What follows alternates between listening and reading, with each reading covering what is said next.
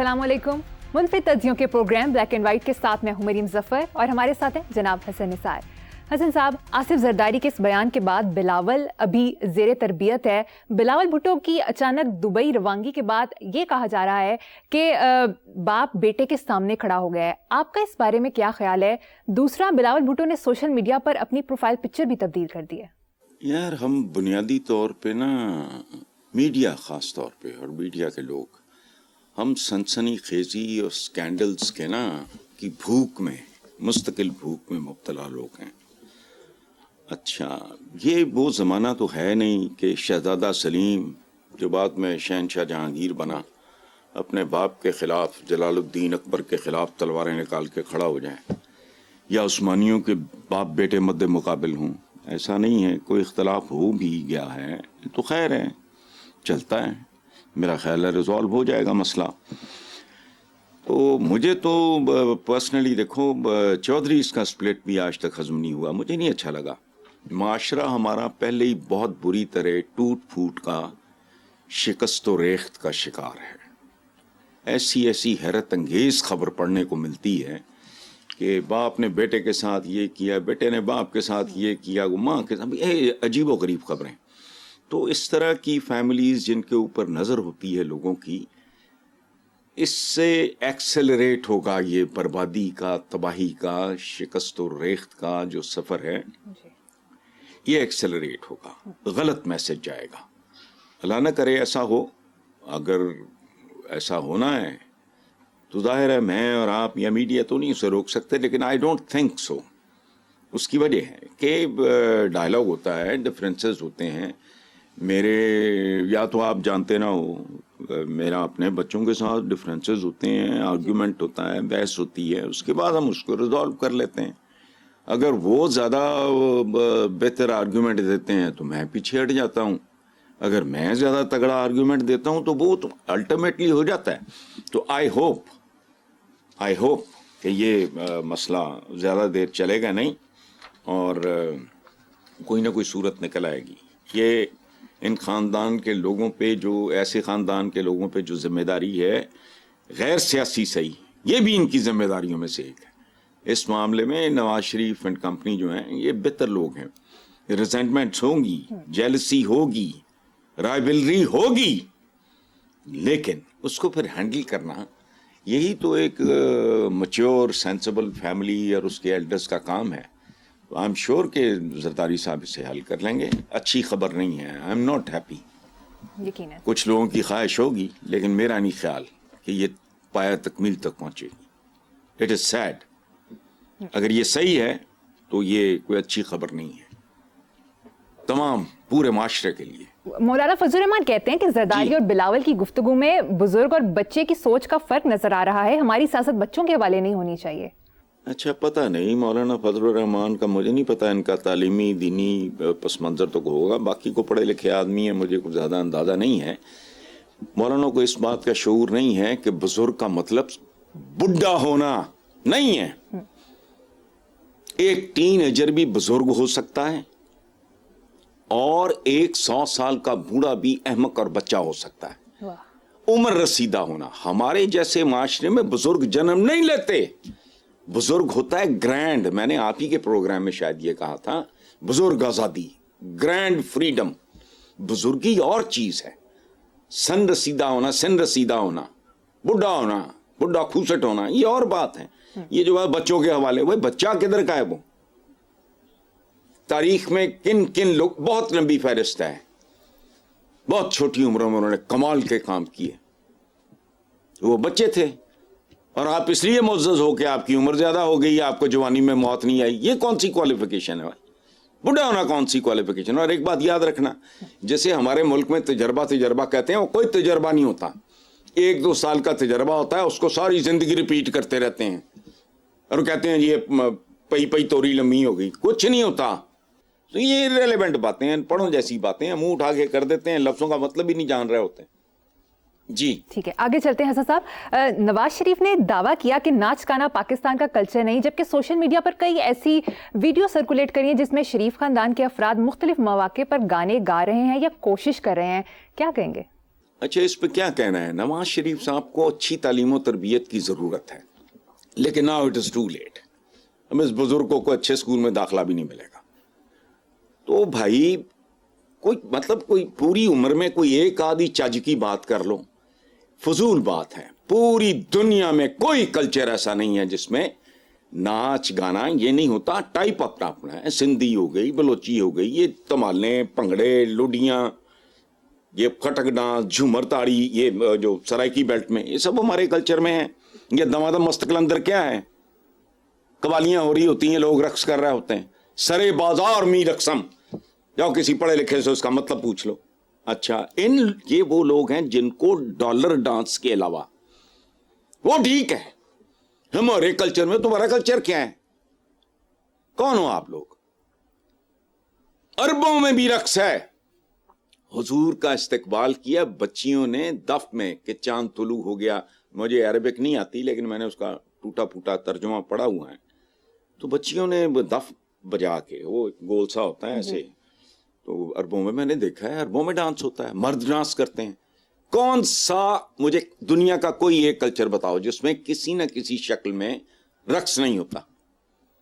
فضول بات ہے. ہمارے کلچر میں، تمہارے کلچر میں تو ڈالر ڈانس ہوتا ہے اور باقی پورا خاندان. ان لوگوں کی آوازیں اچھی ہیں. میں نام نہیں لے رہا، ان کا ایک فرسٹ کزن یونیورسٹی میں ہمارے ساتھ تھا، جوانی میں بہت خوبصورت گایا کرتا تھا، اب وہ نعتیں گاتا ہے. ایج ہو گئی ہے اس طرح کی. یہ کہنا کہ ہمارا پورے کا پورا خاندان، اچھا وہ ویڈیوز ریکارڈ پہ ہے، میں ان کی بات نہیں کر رہا. ہماری دنیا میں تو گھوڑے اور اونٹ تک رقص کرتے ہیں. یار کو خدا کا خوف کرو. وہ کیا خوبصورت گانا ہے، ہم تم ہوں گے بادل ہوگا، رقص میں سارا جنگل ہوگا. یہ کائنات رقص کر رہی ہے. یہ جسے ہم قرۂ ارض کہتے ہیں یہ بھی رقص کر رہا ہے. یہ یوں بھی گھوم رہا ہے اور پھر یوں بھی گھوم رہا ہے. یہ تو دورہ تیرا رقص کر رہا ہے. ہمارے کلچر میں آپ کا کلچر کیا ہے؟ وہ کیا ہے جج صاحب یہ ہیں وہ پتہ نہیں جناب اسپیکر یہ ہیں وہ ذرائع. کیڑے ذرائع بھائی؟ ہماری تو میری تو پاکستان میں بھی یہ کلچر ہے ان لوگوں کا. جھوٹ ہے، جھوٹ، بد کلامی اور اس طرح کی باتیں لمبی لمبی چھوڑنا، یہ کلچر ہے ان کا. ادروائز دنیا کی کوئی ایک قوم بتاؤ مجھے. یہ جو ایمیزون کے جنگلوں میں کوئی ہے نا ٹرائبس، وہ بھی رقص، خون رقص کرتا ہے انسان کے جسم میں. حد ہو گئی یار. چھوڑیں، پرندے رقص کرتے ہیں. حسن صاحب اب ایک اچھی خبر شامل کرتے ہیں. بی بی سی کی 2023 کی دنیا بھر کی 100 بااثر خواتین میں 2 پاکستانی خواتین بھی شامل ہیں. سیلاب متاثرین کی غیر معمولی مدد کرنے والی مڈ وائف نیہا منکانی اور 30 برسوں سے 16,000 فٹ کی بلندی پر بھیڑ بکریاں چرانے اور ان کی آمدن سے بچوں کو تعلیم فراہم کرنے والی وادی شمشال کی مویشی بان افروز نما شامل ہے. اس فہرست میں امریکہ کی سابق خاتون اول مشیل اوباما، برطانیہ کی سابق سیاستدان مونیکا، ترکیہ کی سیاستدان اور موجد کنان، مشرقی تیمور کی سیاسی کارکن بیلا گلہوز، افغانستان کی ٹی وی میزبان حسائی احمد زئی بھی شامل ہیں. واہ واہ مریم، کیا بات ہے، آپ نے واقعی طبیعت خوش کر دی. یہ ہیں خواتین، یہ ہمیں نصیب نہیں ہے. اب میں پرسنلی سوچتا ہوں جتنے ان کے پاس وسائل تھے، ایکسپوئر تھا. مریم نواز ہماری ہے، مطلب پڑھائی نہیں، ہماری اپنی بیٹی ہے، بہن ہے، بیٹی ہے، سارا کچھ ہے. وہ اس طرح کا کام کرتی صدیوں زندہ رہتی. میں بعض اوقات مودی صاحب کے بارے میں سوچتا ہوں، پرائم منسٹر انڈیا کا. مجھے کیا تکلیف کہ دنیا کی سب سے بڑی ڈیموکریسی کا وہ چہرہ ہے.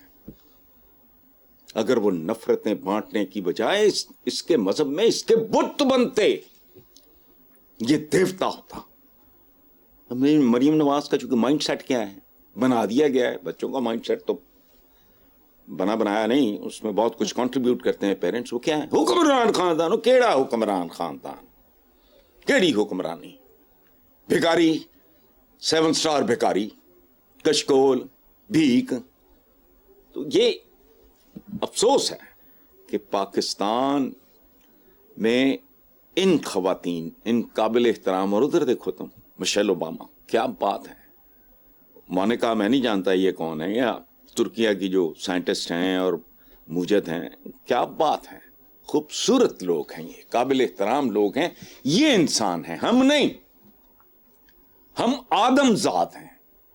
آدمی سے انسان بننا یہ چیلنج ہوتا ہے, اور یہ کم لوگ ہیں جو اس چیلنج کو قبول کرتے ہیں. جی بہت خوب بات. حسن صاحب اگلی خبر پہ چلتے ہیں. اسلامی نظریاتی کونسل نے خواتین کو بغیر محرم حج پر جانے کی مشروط اجازت دے دی ہے. سبحان اللہ بھائی, یہ مشروط بھی بہت جلدی مفلوج ہو جائے گا. یہ کون لوگ ہیں؟ مشروط اجازت. جہاں جانے کی اجازت دی ہے انہوں نے بیٹی خلاؤں میں پتہ نہیں کدھر کدھر بھیج دی, چونکہ وہ قرآنک وزڈم سے واقف ہیں. قرآنک وزڈم میں کئی بار کہتا ہوں, مومن اپنے عہد میں, جس عہد میں وہ زندہ ہوتا ہے, اس کے تقاضوں کو سمجھتا ہے اور اس کو ایڈریس کرتا ہے. ہمارے یہاں محرم نہ محرم اب ٹی ویوں پہ لیپا پوتی کر کے بیٹھے ہوتے ہیں, چھج بن کے ہمیں پتہ نہیں کیا گیٹ اپ بنا کے بیٹھے ہوتے ہیں. کیا ہے وہ؟ یہ حیرت انگیز بات ہے. پوری تاریخ یہ اپنی چاند بی بی اور رضیہ سلطان اور یہ اور وہ, اور ہماری پرانی جو عرب ہسٹری میں خواتین, یہ جو ٹرکش ڈرامے ہیں, تمہارا خیال ہے ساری کی ساری بکواس ہے؟ دیکھو یہ اس میں مبالغہ ضرور ہوتا ہے, لیکن اور خواتین گھوڑوں پہ بیٹھ کے چلتی تھی, یہ اس طرح نہیں ہوتا.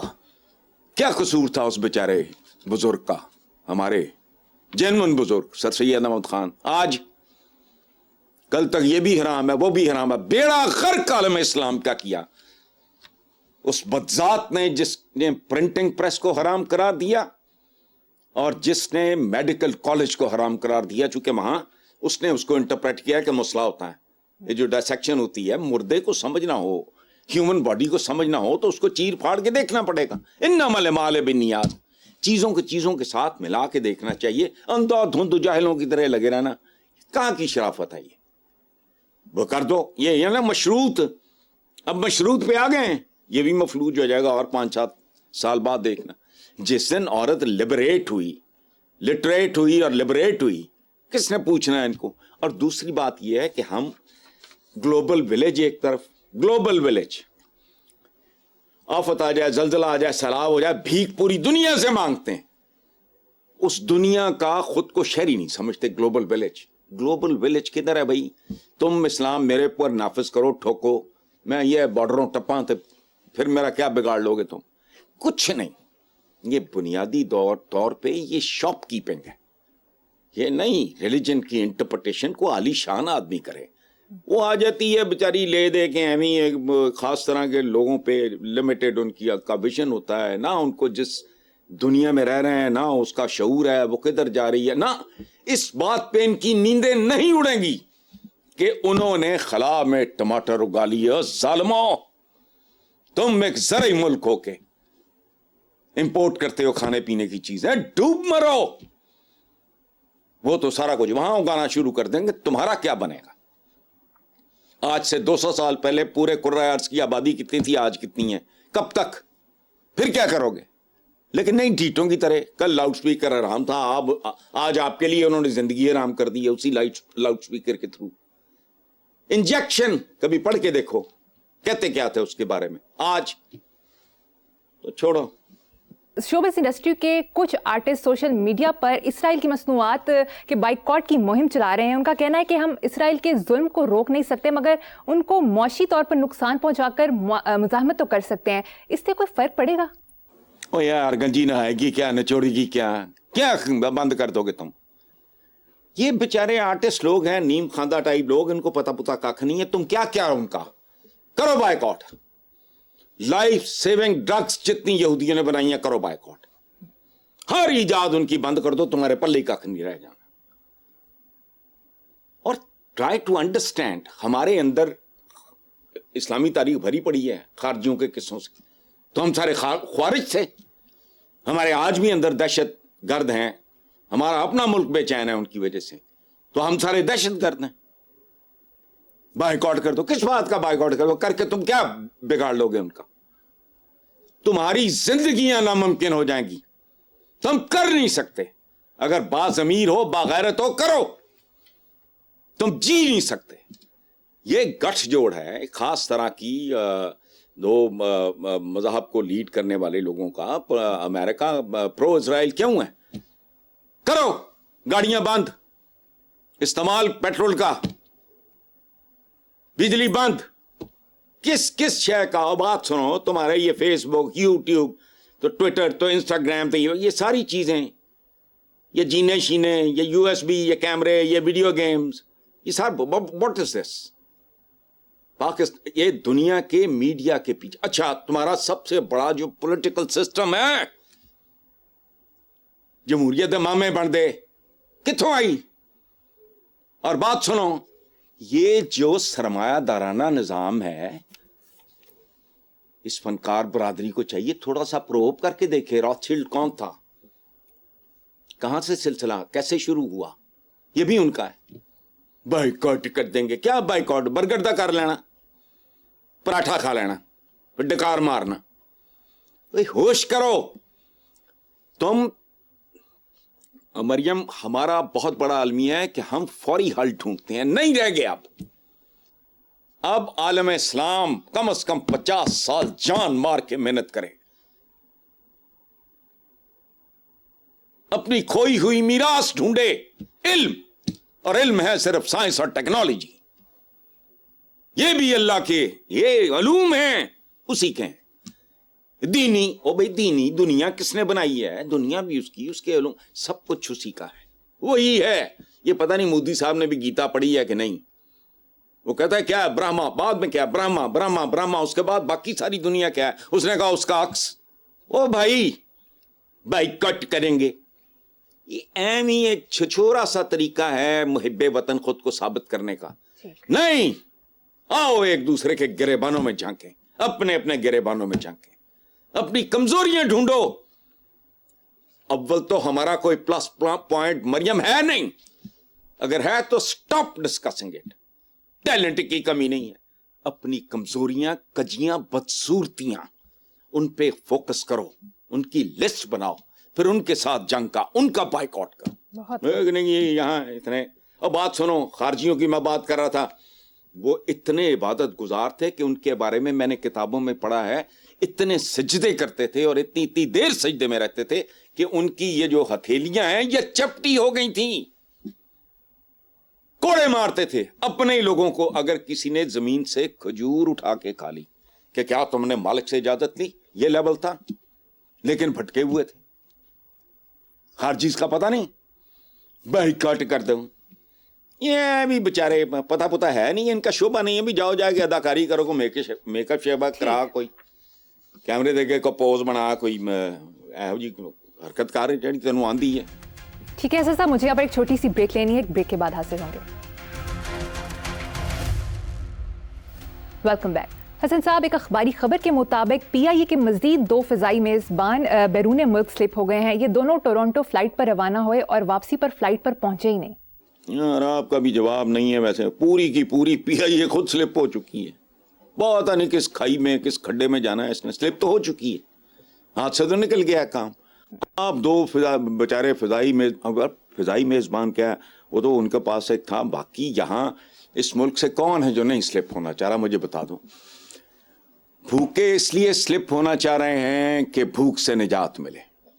رجے اس لیے سلپ ہونا چاہ رہے ہیں کہ ان کے لیے باہر، انہوں نے تو باہر پورا پاکستان اپنا بنایا ہوا ہے. ہر بندے نے اپنا اپنا پاکستان بنایا ہوا ہے.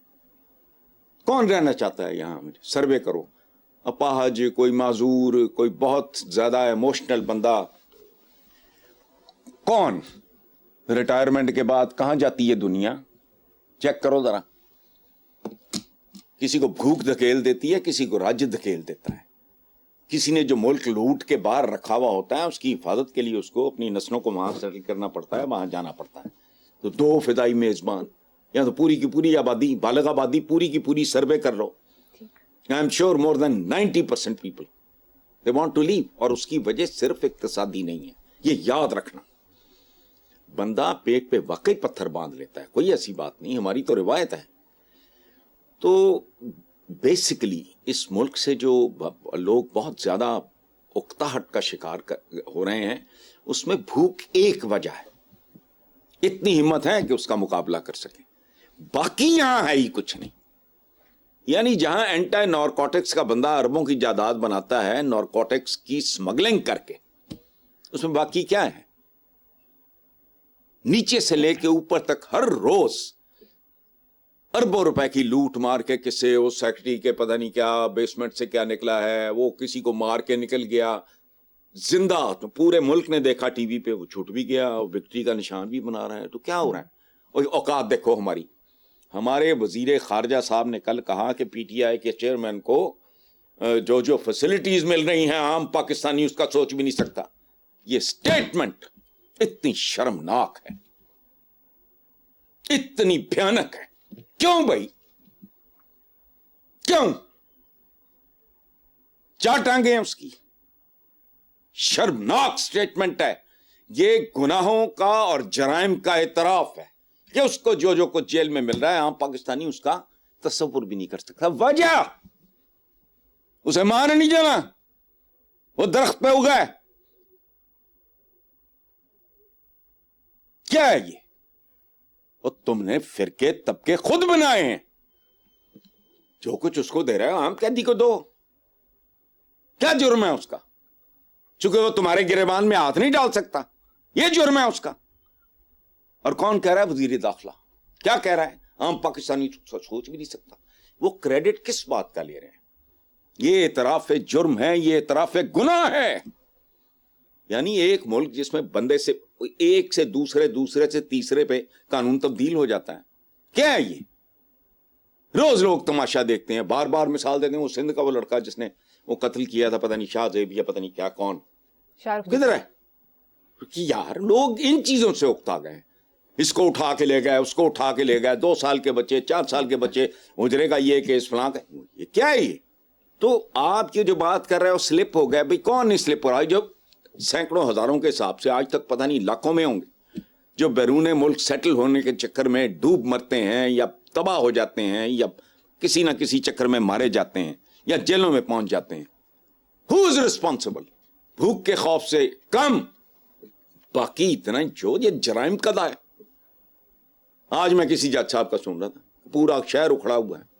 اچھا مجھے نہیں پتا, بدنصیب یاد رکھنا معاشرے وہ ہوتے ہیں جہاں مریم فیصلہ کرنا مشکل ہو جائے کہ جائز کیا ہے, ناجائز کیا ہے, غلط کیا ہے, صحیح کیا ہے, بے گناہ کون ہے اور گناہ گار کون ہے. It's difficult. اب لاہور کی شکل نکالی جا رہی ہے, ایک طرف اسموگ ہے, دوسری طرف طوفان ہے, پورا شہر اکھڑا ہوا ہے. کیا کریں؟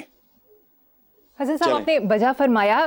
پی آئی اے کے بعد پاکستان سٹیل ملز کی زبوحالی کی بات کر لیتے ہیں جو گزشتہ 10 سال سے بند پڑی ہے اور خرچہ 70 ارب کا ہو چکا ہے. گزشتہ سال سٹیل مل کے ملازمین نے گھر بیٹھ کر 2.5 ارب روپے تنخواہیں لیں. بند مل میں 2 کروڑ کی اسٹیشنری بھی استعمال ہو گئی ہے. اس کے علاوہ سٹیل مل سے قیمتی سامان اور قیمتی مشینری ملازمین کی ملی بھگت سے چوری ہونے کے بعد سریعام فروخت بھی ہونے لگی ہے. دیکھیں بات سنیں مریم, یہ جو سٹیل مل ہے جو رشینز نے گفٹ کی تھی, بھٹو صاحب اس کے پیچھے تھے میرا خیال ہے. یہ سٹیل مل بننے سے پہلے اجڑ چکی تھی.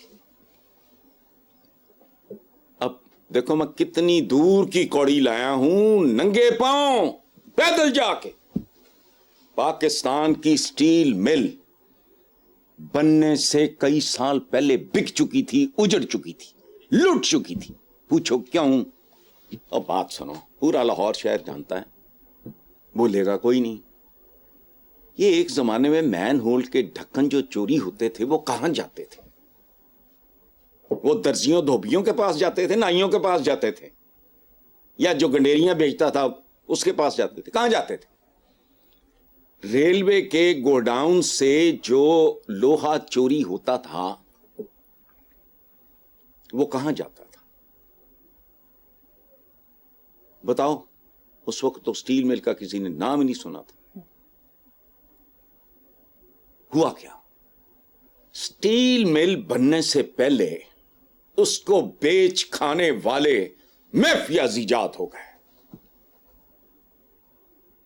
اور پھر وہ اب ریلوے کے گوڈاؤنز کیا لوٹنے ہیں آپ نے, یا وہاں کیوں چوریاں ڈکیتیاں کروانی ہیں آپ نے؟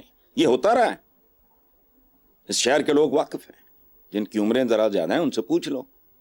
یہ ہوتا رہا ہے. وہ ٹریننگ کا دور تھا. اسٹیل مل آئی تو اس کا یہی ہونا تھا, جو مرضی کر کے دیکھ لو. یہاں یہ اسٹیل مل لگا رہے ہیں. اسٹیل مل سے پہلے آپ نے اسٹیل کے ڈکیت اور چور پیدا کیے, اس کے بعد اسٹیل مل آئی, اس کا یہی انجام ہونا تھا. بہت اچھی بات ہے. اور کمال سب سے خوبصورت بات ہے کہ بند پڑی اسٹیل مل میں 2 کروڑ کی اسٹیشنری کا استعمال. او یار بس ٹھیک ہے, چلو آگے. ٹھیک ہے حسن صاحب, مجھے یہاں پر ایک چھوٹی سی بریک لینی ہے. دیکھتے رہیے black and white. Welcome back. Hasan صاحب, کینیڈین وزیر اعظم جسٹن ٹروڈو ایک ہوٹل میں ڈنر کا انتظار کر رہے تھے تو وہاں پر لوگوں نے نعرے لگانا شروع کر دیے, ceasefire now, shame on you, ابھی جنگ بند کرو, تم بچوں کو مار رہے ہو, تمہارے ہاتھ بچوں کے خون سے رنگے ہیں. اس پر کینیڈین وزیر اعظم ڈنر کیے بغیر وہاں سے چلے گئے. میں سلام پیش کرتا ہوں یہ جسٹن ٹروڈو کو, قابل احترام ہے. ہمارے جیسا کو کمین ہوتا تو وہ ریسٹورنٹ خالی ہو گیا ہوتا. اس کے بعد باہر کرائے کے ٹٹو کھڑے ہوتے ہیں, اندر پی ایم صاحب نے جی اوقات پا میں ٹکے دی نہ ہوئے. اوقات صرف روکڑے سے نہیں ہوتی, اوقات کی اور بہت ساری پہچانیں. یہ تو قابل احترام ہے. ہم جیسا کو کمی نہیں ہے جو پھرتے ہیں ارد گرد. کون چھچورے, ٹریفک رکی ہوئی ہے کون. کل مجھے کو بتا رہا تھا لیٹ آیا, میں نہیں برداشت کرتا. کوئی بندہ لیٹ آئے میں فون کر کے رستے میں سے کہتا ہوں واپس لوٹ جاؤ, ٹھیک ہے. اور لوگوں کو پتا ہے اس بات کا. نہ میں خود لیٹ ہوتا ہوں نہ میں کسی کا لیٹ آنا برداشت کرتا ہوں کہ جی پتہ نہیں کوئی, اب میں کیا کہوں, کون تھا بدبخت اور لانتی ٹریفک روکے. تو کون ہے, تم ووٹوں کے گدا کرو. پہلے تو موت نہیں آتی جب دھکے کھا رہے ہوتے ہو, جیلیں تو فلانا ٹمکانا تو عدالتیں تو ضمانتیں تو پیشیاں. اس وقت کہاں ہوتا ہے تمہارا لاؤ لشکر. تمہیں کسی نے مار کے کیا کرنا ہے. اور اگر زندگی اتنی عزیز ہے تمہیں تو جاؤ کوئی اور کام کرو. یہ باوقار لوگ ہیں. انہوں نے کہا, ٹھیک کہا, اس نے سنا, خاموشی سے باہر چلا گیا. ٹھیک ہے, اس نے کوئی گھٹیا ایکسپلینیشن نہیں دی. آگے چلتے ہیں صاحب. حالیہ کرکٹ ورلڈ کپ کی فائنل سیریمنی میں مودی نے جس انداز میں آسٹریلین کیپٹن کو ورلڈ کپ کی ٹرافی دی, اس نے پوری دنیا کو حیران کر دیا. آپ یہ دیکھ کر حیران ہوئے؟ نہیں, میں حیران نہیں ہوا. اچھا, میں تھوڑا ذلیل ہوا. میں اپنی نظروں سے گرا. مجھے اس خطے کے ساتھ, خطہ تو ایک ہی ہے نا, 75 سال ہوئے پاکستان پر, اس کے بعد بنگلہ دیش نکلا ہے, یہ ایک ہی ہے تاریخی طور پہ. مجھے اس خطے کے ساتھ اپنی وابستگی پہ شرم آئی, ندامت. ذرا غور کرو, بھارت تقریباً 1.5 ارب اور وہ بیچارہ آسٹریلیا تقریباً میرا خیال ہے 2.5 کروڑ. کہاں 2.5 کروڑ, کہاں 1.5 ارب. تم ڈیموکریسی کا, سب سے بڑی ڈیموکریسی کا چہرہ ہو. میں مودی صاحب کی بات کر رہا ہوں. وہ تمہیں تو ان بچوں کے ساتھ, ان ینگسٹرز کے ساتھ, میں لعنت بھیجتا ہوں, کرکٹ مجھے نہیں پسند, لیکن مجھے شرمندگی ہوئی یہاں بیٹھ کے. اس کے چہرے پہ اتنی حقارت بھری ایک عجیب سی مسکراہٹ تھی. نفرت نہیں تھی, حیرت تھی اور حقارت تھی کہ اچھا 1 ارب سے زیادہ 1.5 ارب کی آبادی کے ملک کا سربراہ, یار یہ سو پیٹی. اور تم تو باپ کی طرح, تم اتنی بڑی جمہوریت, سب سے بڑی جمہوریت کے سربراہ, تمہارے لیے تو وہ بھی بیٹوں کی طرح تھے. ان کو تھاپڑا دیتے, شاباش دیتے, اپریشیٹ کرتے کہ ہاں یہ تمہارے بھائیوں نے بھی بڑی محنت کی ہے ماشاءاللہ, وہ یہاں تک پہنچے ہیں, لیکن تم نے ڈیفینیٹلی زیادہ محنت کی ہوگی جو تمہاری حقارت نہیں گئی, ویل ڈن, یہ وہ وغیرہ. کدھر جاتا بھارت کا امیج. میں شرمندہ ہوا. حالانکہ میرے کسی پرائم منسٹر نے الحمدللہ, وہ تو ڈوب مرنے کا ہی مقام ہوتا, بھلے کوئی عمران خان ہوتا یا بلاول ہوتا یا نواز شریف ہوتا, قطعاً نہیں. ہمارا کوئی بندہ اس طرح بہیو نہ کرتا جیسے یہ روسی رندی طرح साढ़े पंजाबी च एक एक्सप्रेशन है, पता नहीं मैं जिनको पंजाबी नहीं आती उनसे माजरत खा हूं, एक एक्सप्रेशन है मुझे याद आया बातों बातों में, रूसी राम तेरा मुंह बटिया है, व्हाट फॉर, रोंदू बच्चा नहीं होता। ये 73-74 साल के बुजुर्ग हैं, बुजुर्ग फिर मैंने कह दिया बुजुर्ग नहीं है, बूढ़े हैं, तो इनके अंदर एक रोंदू बच्चा है, रोंद नहीं मारता, नहीं मैं नहीं आउट होया। ये औकात है, पता नहीं इस खित्ते की मट्टी में ये रिप्रेजेंट बंदा किसको कर रहा है। अशोका द ग्रेट, मैं जब तारीख पढ़ता हूं तो मैं तारीख का तालिब इल्म होता हूं, मैं उस वक्त किसी मजहब वगैरह no, as a student of history मैंने अगर मार्शल आर्ट सीखना है तो मैं उसका मजहब पूछूंगा नहीं। अगर किसी का बच्चा बीमार है, उसे पता हो कि यार ये हिंदू डॉक्टर है, ये ज्यादा काबिल है, वो उसके पास जाएगा, ये फितरी बात है। तो मैं नहीं बता सकता मेरी जाती तौर पे कैफियत क्या थी, और उस कैप्टन के चेहरे पे एक स्माइल जिसमें हैरत थोड़ी सी हकारत, और मैं एम्बैरस हो रहा था, अकेला बैठा के परवरदिगार ये अच्छा खासा सियाना बंदा कहां से उठ के कहां तक आया, इसमें इतनी ग्रेस नहीं है कि बाप की तरह बिहेव करो भाई, लेकिन नहीं, बेशक बहरहाल ये नसीब है इस खित्ते का, इसके अंदर को गंद है जी। दूसरी तरफ इलेक्शन मुहिम के दौरान कांग्रेस के रहनुमा राहुल गांधी ने कहा कि हम वर्ल्ड कप जीत जाते, लेकिन मोदी की पनौती यानी नहुसत ने हमें हरवा दिया। साथ ही साथ उन्होंने ये भी कहा कि मोदी जेबपुत्र और बहरूपिया है। देखें ये हमारे वाला कल्चर है, ये कमीनी किस्म की घटिया किस्म की खुशी हुई मुझे कि माशाल्लाह वो भी हमारे ये चंपू सियासतदानों की तरह ही है। ये नेहरू की लेगेसी, जवाहरलाल नेहरू की लेगेसी क्या बोल रही है। अच्छा, लेकिन इस पे मैं कमेंट नहीं करता, मोदी साहब जेब कुतरे हैं नहीं हैं, बाकी ने अच्छा तो बहरूपिये हैं नहीं हैं, मैं इस पे कमेंट नहीं करूँगा। ये सासनों का मामला है, जट जाने तो बिज्जू जाने, ये राहुल जाने और उनके प्राइम मिनिस्टर जाने, मैं इस पे कमेंट नहीं करूँगा। लेकिन राहुल की एक बात काबिल एतराज़ है और वो इलॉजिकल है, और वो क्या है कि मनहूस, तो राहुल साहब को ये समझ लेना चाहिए कि इंसान मनहूस नहीं होता, उसके रवैये मनहूस होते हैं। अदरवाइज वही सर है, वही दो आंखें एक नाक है, होंठ है, दो कान है, नीचे गर्दन है, वो दिल गुर्दे फेफड़े, वो सारा कुछ वही अंतड़ियाँ, इंसान वो तो क्या है, उस क्या नहुसत होनी है। ये भी हम जैसी चबल कौमें इन चीज़ों पे ज़्यादा बिलीव करती हैं। मनहूस होते हैं इंसानी रवैये। अच्छा, अब वो कहाँ तैयार होते हैं? वो होते हैं आला तालीम से, उम्दा तरबियत से और मुस्बत माहौल से। जिस माशरे में बदी 50% से आगे चली जाए तो बाकी आबादी भी बदी की लपेट में आए बगैर रह नहीं सकती। जिसके कंपनी में शेयर ज्यादा होंगे, अगर शर के शेयर ज्यादा हैं तो बतदरीज जो खैर की सोच रखने वाला है ना, वो भी उस गंदगी में, आलूदगी में लपेटा जाएगा। सो राहुल को चाहिए अपने माशरे पे गौर करें।